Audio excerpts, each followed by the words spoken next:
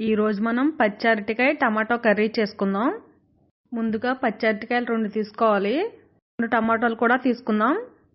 ఈ అరటికాయ పైనున్న తొక్క మొత్తం పీలర్తో కానీ కత్తిపీటతో కానీ తొక్కలు తీసి కడిగి పక్కన పెట్టుకుందాం. ఇలా చెక్కు మొత్తం తీసుకుని కడిగి పెట్టుకుందాం. ఇప్పుడు ముక్కలుగా కట్ చేసుకుందాం. ఇలా చిన్న చిన్నగా ముక్కలుగా కట్ చేసుకోవాలి. మొత్తం ముందుగా ఒక గిన్నె తీసుకుని ఆ గిన్నెలో వాటర్ పోసుకుని దాంట్లో వేసుకోవాలి ఈ ముక్కలు మొత్తం. ముక్కల్లో నిమ్మరసం ఒక చెక్క పిండుకుంటే నల్లబడకుండా ఉంటాయి. 3 ఉల్లిపాయలు 5 పచ్చిమిరపకాయలు ఇలా చిన్న చిన్నగా కట్ చేసుకుని పచ్చిమిరపకాయలు ఇలా చీల్చి పెట్టుకోవాలి. ముందుగా 2 టమాటాలు తీసుకున్నాం కదా, అవి కడిగి చిన్న చిన్నగా కట్ చేసుకోవాలి. ముక్కలు మొత్తం ఇలా కట్ చేసుకుని పక్కన పెట్టుకోవాలి. ముందుగా ఒక మూకుడు పెట్టి 3 స్పూన్ల వరకు ఆయిల్ వేసుకుందాం. నూనె వేడెక్కాక ముందుగా కట్ చేసి పెట్టుకున్న ఉల్లిపాయ ముక్కలు వేసుకుందాం. ఇప్పుడు ఒక గరిటె తీసుకుని ఉల్లిపాయ ముక్కలు మొత్తం ఫ్రై అయ్యేంత వరకు మనం ఫ్రై చేసుకోవాలి, మధ్య మధ్యలో కదుపుకుంటూ. లేదంటే ఉల్లిపాయ ముక్కలు మాడిపోతాయి.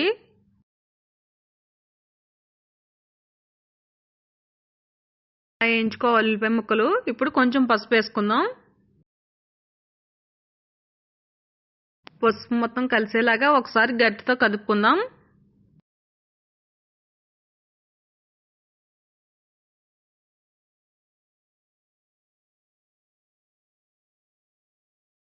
ఉల్లిపాయ ముక్కలు మధ్య మధ్యలో కదుపుకుంటూ ఉండాలి. గరిటె పెట్టి కదుపుకుంటూ ఉండాలి.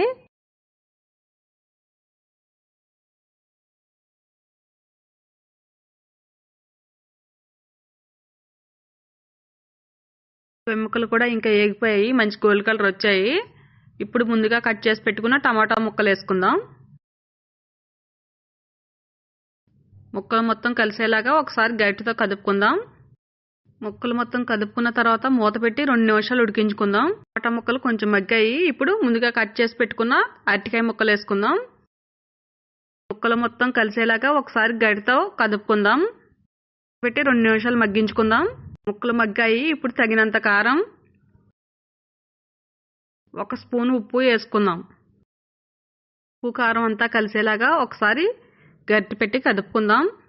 2 నిమిషాలు మగ్గించుకుందాం. ఇప్పుడు 1 గ్లాస్ వాటర్ పోసుకుందాం.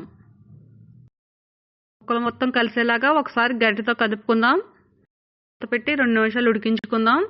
ఒకసారి మూత తీసి చూసుకుందాం. కర్రీ ఇలా బుడగలు వస్తూ ఉడుకుతుంది. గరిటెతో మొత్తం అంతా ఒకసారి కదుపుకుందాం. మళ్ళీ మూత పెట్టి ఉడికించుకుందాం. ఒకసారి మూత తీసి మొత్తం అంతా కదుపుకుందాం. దగ్గరగా అయ్యేంత వరకు ఉడికించుకోవాలి.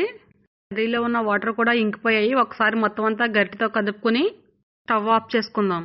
ముందుగా కడిగి కట్ చేసి పెట్టుకున్న కొత్తిమీర వేసుకుందాం. అరటికాయ హెల్త్కి చాలా మంచిది. అరటికాయ టమాటా కర్రీ చాలా బాగుంటుంది. మీరు కూడా ట్రై చేయండి. ఎలా వచ్చిందో కామెంట్ చేయండి, లైక్ చేయండి. Thank you.